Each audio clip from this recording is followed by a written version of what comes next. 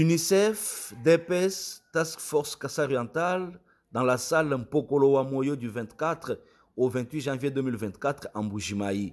L'approche design centrée sur la vaccination des enfants des 0 doses et sous-vaccinés, les travaux évoluent bien à la grande satisfaction de la cinquantaine de participants sous la facilitation de M. Sylvain Mouya, expert UNICEF Kinshasa. Après les aspects exposition et théorie à format interactif et les travaux en groupe, c'est la descente sur terrain dans 3 aires de santé de Mbujimaï pour collecter les données sur les personas, loin des suppositions, mais par contre, réellement sur l'analyse des obstacles et opportunités avant de tirer des conclusions sur les comportements humains face à la vaccination. L'exercice est guidé par les méthodes d'enquête rapide, préalablement expliquées par le facilitateur.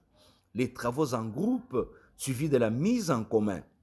La finalité est d'élaborer un plan de travail qui prend en compte tous les obstacles et toutes les opportunités souvent négligées. D'autres aspects concernant la vaccination ont été apportés par Dr Ignace Mwanza, chef d'antenne du programme élargi de vaccination au Kassai Oriental, qu'entourait M. Jean-Pierre, chargé de la communication pour le changement de comportement UNICEF Kassai. Donc, on les a identifiés et avec les acteurs communautaires, quand il fallait les vacciner, on a pris le temps de les trouver. Donc, c'est tous ces enfants-là qu'il faille qu'au niveau de la zone de santé, de l'aire de santé, qu'on puisse identifier et... Voilà, par rapport au suivi et évaluation, vous allez nous dire comment est-ce que vous allez procéder pour suivre les activités sur terrain.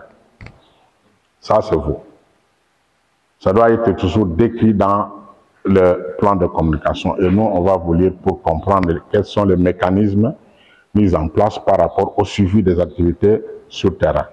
Autre chose, UNICEF a changé de paradigme depuis 2 ans.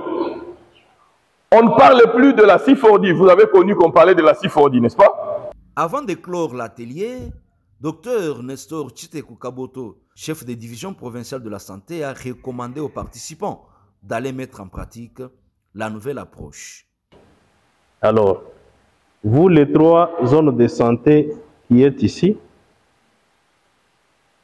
on a dit que vous êtes des zones pilotes.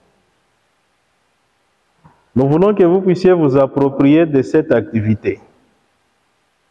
Parce que le FAE est déjà là. C'est vrai qu'il y a une équipe qui arrive déjà peut-être demain pour nous aider à passer à l'essentiel.